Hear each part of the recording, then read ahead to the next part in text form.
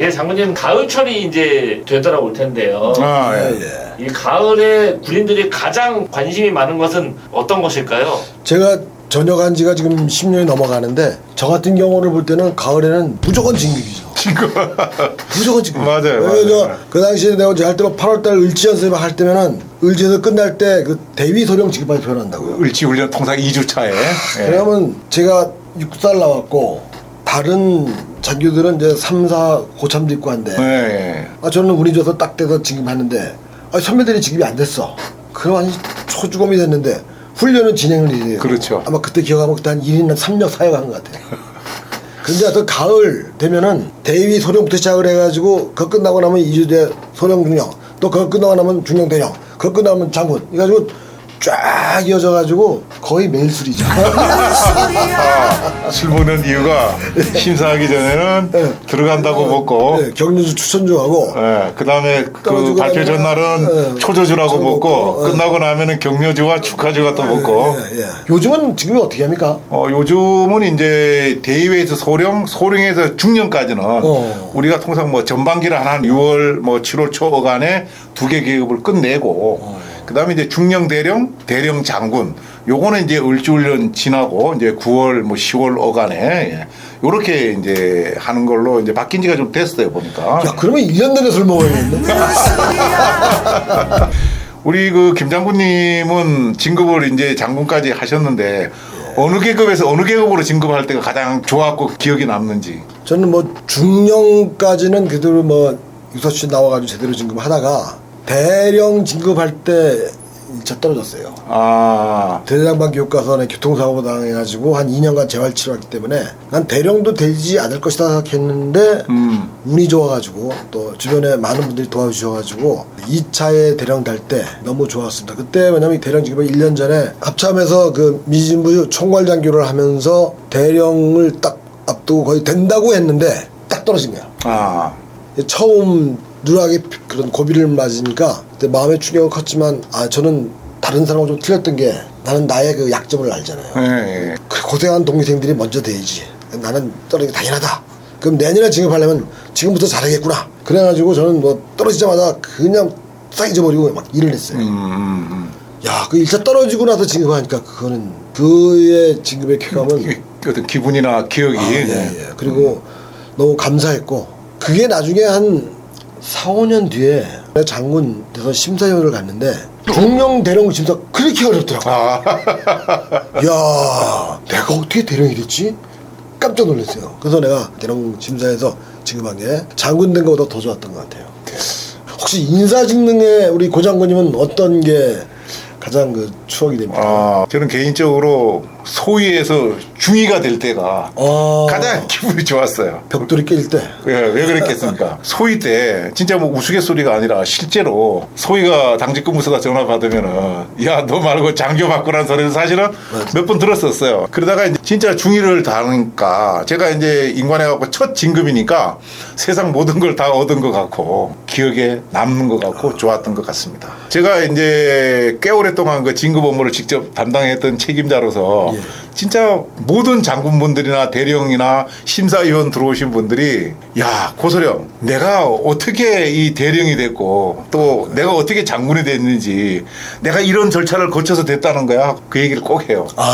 그만큼 이제 진급 심사가 치밀하고 정밀하고 공정하게 이제 진행이 된다는 것을 그분들이 이제 스스로 느껴서 그랬던 건데 우리 김 장군님도 그걸 느꼈군요. 그 아마 고 장군님께서 하신 것 같은데 모든 자력이 전산화돼서 그린, 블루, 뭐 레드, 그렇죠.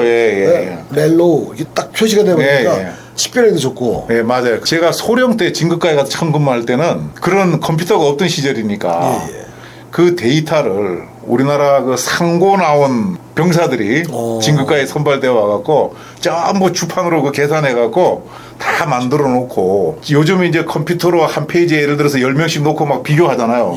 그걸 우리 장교들 머릿속에 갖고 있었던 겁니다. 얼마나 공부를 했겠습니까? 상당히 심사할 때 감탄했던 것은 인력 파트에서 그해 연도에 진급할 사람들 공석을 다 판단을 해요. 그만큼 사람을 뽑아야 돼. 그런데 어느 파트 어느 주특기가 많이 몰리게 돼요. 그 후보자들이 전부 그린이야. 그러니까 어떤 상황이 벌어지느냐 이만큼의 문제 있는 사람을 떨어뜨리는 게 진급심사더라고. 이만큼의 결점은 있지만 결정적으로 군에 기여한 사람들이 있어요. 이런 사람들은 굉장히 놓치는 경우가 가끔 있더라고요. 그래서 그때 그걸 어떻게 커버했느냐. 3개반이잖아요. A반, 네. B반, C반. 그러면 3개반에서 동시에 올라온 사람은 무조건 확정이고. 그렇죠. 예, 예. 그리고 뭐 2개반도 올라온 사람 다시 심사를 하지 않습니까? 네.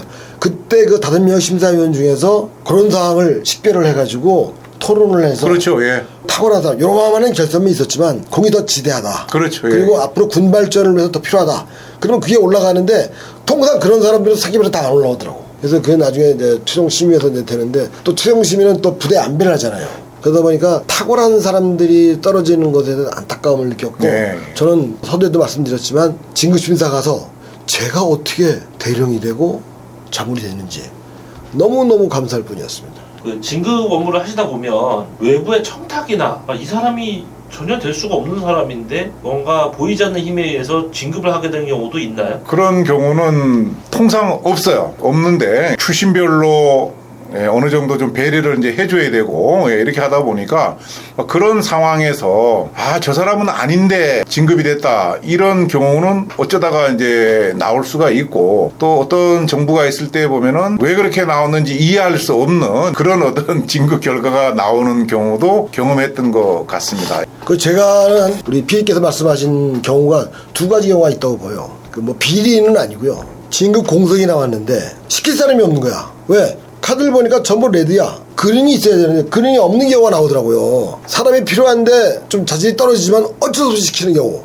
이런 거는 다른 사람이 볼 때 저런 사람이 어떻게 진급했어 하는 곡기를 받을 수가 있어요. 그건 이제 병가나 주특기의 문제고 또 하나 이제 국가적으로나 군에서 중요한 일이 있을 때 그 역할을 할 사람이 필요하다 할 때 그럴 때는 요만한 결함이 있지만 그 일을 위해서 진급하는 경우가 가끔 있지 않나 네. 이런 생각을 합니다. 근데 후자는 진짜 아주 특별한 경우고 진짜 거의 뭐 제가 딱 한 번 정도 뭐 그런 경험이 있었던 것 같은데 전자 같은 경우에는 어떤 특정 병가 같은 경우에는 거기 있는 사람들이 상태가 다 안 좋은 사람들만 있을 수도 있는 거예요. 사람이 살다 보니까.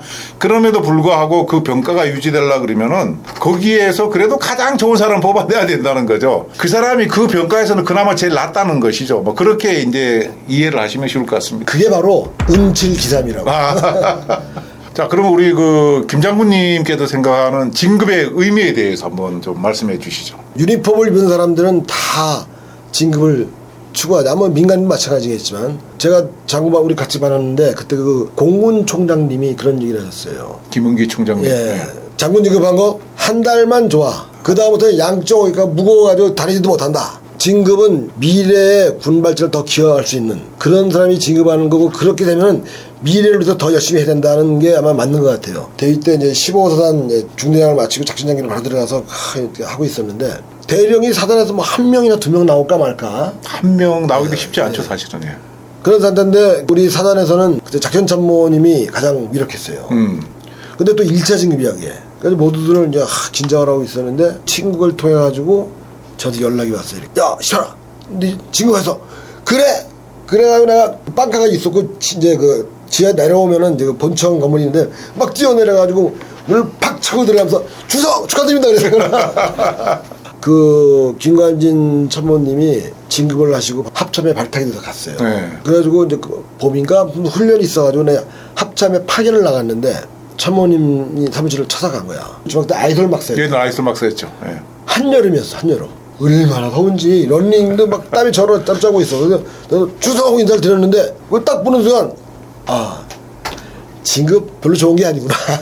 왜요? 아니 세상에 책상에 네. 난 지우개 떡이 그렇게 쌓이는 거 못 본 거야. 그래서 연필로 쓰시고 지우개 해가지고 지우개 떡이 쑥 쌓여 있고 종이 이렇게 놓고 막 하고 계신 거야.